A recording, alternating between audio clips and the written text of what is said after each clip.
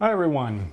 Yeah, I know it has been a long time. I have been busy with work, then I've been on vacation, and I needed a break from YouTube because the stupid sometimes it's too much. There's too much I need to address that makes me want to facepalm so hard my head flies off, and I just lose the spark. But hopefully I'm back for a while now. Today I want to talk about something I shared on Facebook while I was out of town. It's a little image that looks like this. And yeah, as you can see, it's from the Trinity Foundation, and that's a bunch of presuppositionalists, if that wasn't obvious. So let's address this. Science is always false. 1. Observation is unreliable. Absolutely correct. Or, well, I should say, no observation is absolutely reliable. This is something that is actually known in science, something that is accepted. And that's why there are so many controls used. That's why so much evidence is required, because any single observation is unreliable. But if you have 1,000 observations that all show the same thing, the probability that they are all wrong in the same way, it's pretty slim, right? But it's possible. But in order to reach the conclusion that science is always false, which is what these guys are saying, you can't just say that observation is unreliable. You must say that observation is so unreliable that it's, at least more often than not, completely wrong. It is a useless way of acquiring information. You can't even say that, hey, this is what I observed, so I know the truth is something else. It's not that the clock has stopped and is therefore right twice a day. It's the clock is showing random numbers. That's what you'd have to say. And if you're going to say that, then you lose any ability to say anything about reality. So that bites you in the foot as well. 2. All scientific experiments commit the fallacy of asserting the consequent. I haven't actually heard of that name. It could be that the fallacy has several names that I'm not aware of, but I think you mean affirming the consequent. So for those who don't know what that is, the fallacy they're referring to here is, if this hypothesis is correct, then this experiment will have this outcome. Oh, look, the experiment had that outcome. Therefore, the hypothesis is correct. That is a fallacy. If A, then B, B, therefore A. No, you can't do that. You can actually, if you have if A, then B, then it's possible to have B without A. All you know is that A implies B. But maybe there's something else that will also give you B. So it is possible that if this hypothesis is correct, then this experiment will have this outcome. Yes, sure, but it could also be that the hypothesis is wrong and there's something else that gives you the same result. So it only appears that the hypothesis is correct. That is absolutely true to say that this is a fallacy.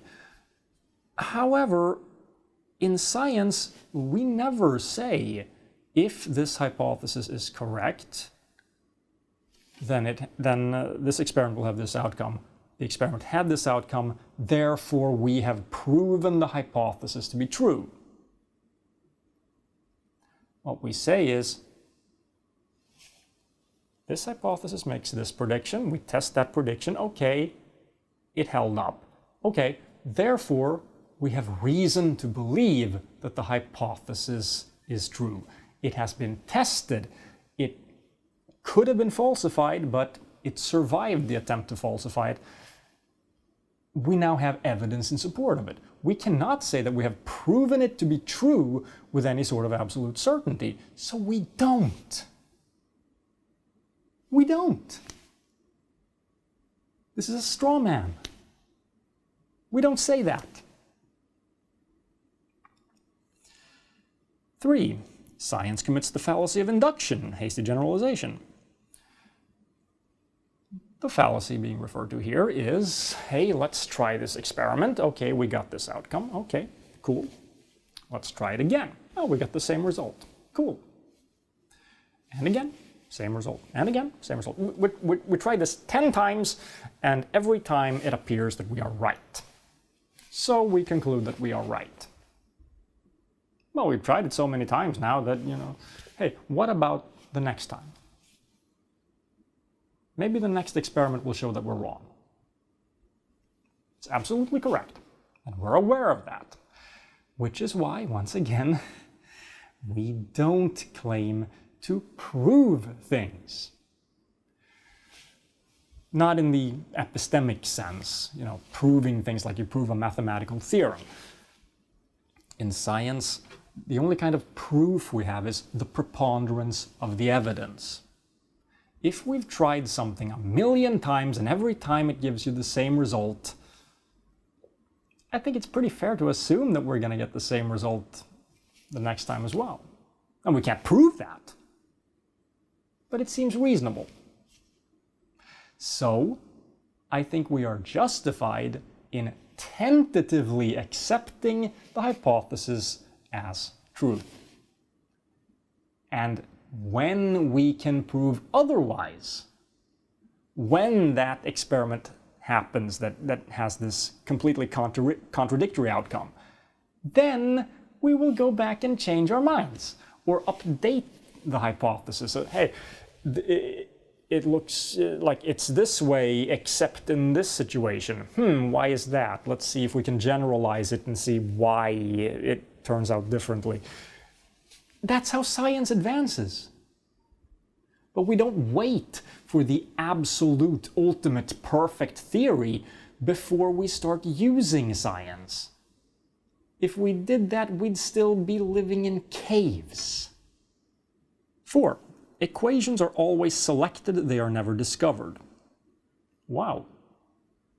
Gotta give credit to pre-suppers here. They seem to be better at math than most apologists. Mathematics is something we invent. We only discover it in the sense that we discover potential consequences of something, and that's we don't find them under rocks somewhere. That's absolutely true. But it's also completely irrelevant because equations are not evidence. Equations are tools that we use to formulate hypotheses. We make predictions using them. But they are not part of the testing process. They are what we use to make the prediction that then needs to be tested. And when we have tested it enough times that we are justified in saying that, yeah, this does seem to be something that we can accept tentatively, then we do. And then we use those equations because they have so far been successful.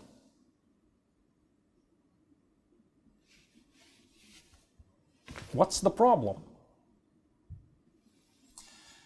5. All scientific laws describe ideal situations. Yes, but no situation in reality is described by just one scientific law. So the fact that you assume no air resistance, for example, in a certain situation, that's one thing. Then you have another law that handles how air resistance is dealt with. And in a real situation, when you want to make a prediction about the behavior of the real world, you have to combine those two. What's the problem? How does this lead to the conclusion that science is always false? Do you understand what you mean, Trinity Foundation? Because I don't think you do. See ya.